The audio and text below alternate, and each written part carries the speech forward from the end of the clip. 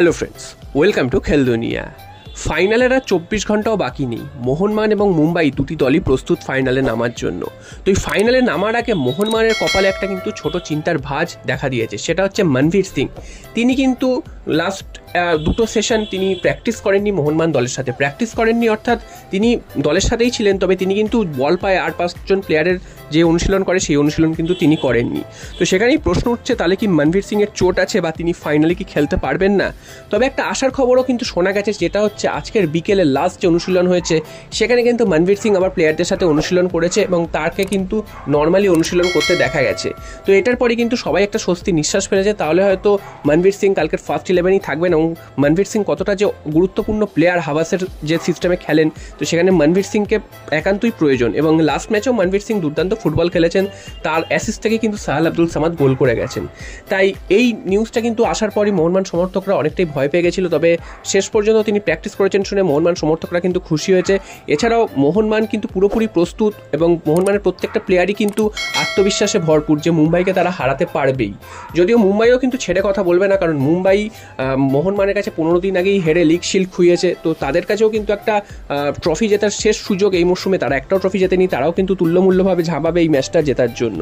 তো মোহনবাগানের কাছে কিন্তু একদমই সহজ হবে না, যেখানে ছাংতের মতন প্লেয়ার রয়েছে এবং মুম্বাইয়ের যেসব বিদেশিরা রয়েছে তারাও কিন্তু যথেষ্ট শক্তিশালী বিদেশি। তো তাদেরকেও রক্ষা কিন্তু মোহনবাগানের জন্য খুব একটা শক্ত হবে না, মানে সহজ হবে না।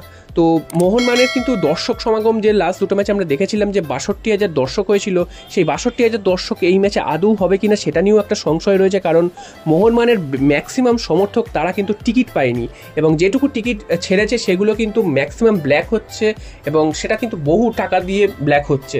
তো অনেক সমর্থকই কিন্তু এর জন্য মাঠে যেতে পারছেন না, যারা প্রত্যেকটা ম্যাচ দেখে এসছেন বা প্রত্যেকটা ম্যাচে ফুটবল প্রেমী হিসেবে যারা যান তারা কিন্তু মাঠে যেতে পারছে না। এটা কিন্তু একটা চরম একটা বিশৃঙ্খলা সৃষ্টি হয়েছে এবং খুবই বাজে একটা ডিসিশন। এবং এই মুহূর্তে কিন্তু টিকিট নিয়ে চরম হাহাকার, তোমাদের আগের দুটো দিনও আমি জানিয়েছিলাম যে চরম হাহাকার, এবং কোনো রকম অনলাইন টিকিটের আর ব্যবস্থা করা হয়নি সোল্ড আউট করে দেওয়ার পর, এবং অফলাইন টিকিটেরও কোনো ব্যবস্থা হয়নি। তো বুঝতেই পারছো যে ম্যাক্সিমাম সমর্থক যারা অ্যাকচুয়াল সমর্থক তারা কিন্তু টিকিটই পায়নি, খুব কম সংখ্যক সমর্থক টিকিট পেয়েছেন এবং ম্যাক্সিমাম টিকিটই ব্ল্যাক হচ্ছে, ব্ল্যাক করে যারা যাচ্ছে তারা কিন্তু যেতে পারছে।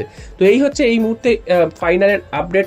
এরপর চলে আসি মোহনবাগানের আগামী মরশুমে দল গঠন নিয়ে। একটা প্লেয়ারের নাম উঠে এসেছে, তো রোজই কিন্তু এখন প্লেয়ারের নাম উঠে আসবে, রিউমার ছড়াবে মার্কেটে।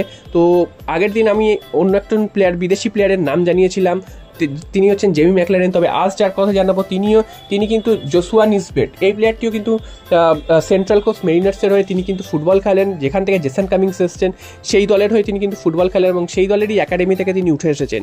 প্লেয়ারটির বয়স মাত্র 24, অস্ট্রেলিয়ার জাতীয় দলের হয়ে খেলেন এবং তিনি কিন্তু লাস্ট এশিয়া কাপে তিনি কিন্তু পারফরমেন্স করেছেন। তো বুঝতেই পারছো কতটা গুরুত্বপূর্ণ একজন প্লেয়ার, এবং এই প্লেয়ারটি কিন্তু সেন্ট্রাল মিডফিল্ড পজিশনে খেলে, অর্থাৎ যদি জনি কাউকে আগামী মরশুমে দেখা না যায় সেক্ষেত্রে কিন্তু এই প্লেয়ারটিকে নিয়ে আসতে পারে মোহনবাগান, বা এই ধরনের প্লেয়ারকে নিয়ে আসতে পারে। যদিও এটা একদম প্রাথমিক কথাবার্তা চলছে এবং এই নামটা এই মুহূর্তে ভেসে উঠেছে বলে তোমাদের জানিয়ে দিচ্ছি, তার মানে এই নয় যে এই প্লেয়ারটিকে কনফার্ম করে নিয়েছে বা সামনের মরশুমে প্লেয়ারটি আসবেই।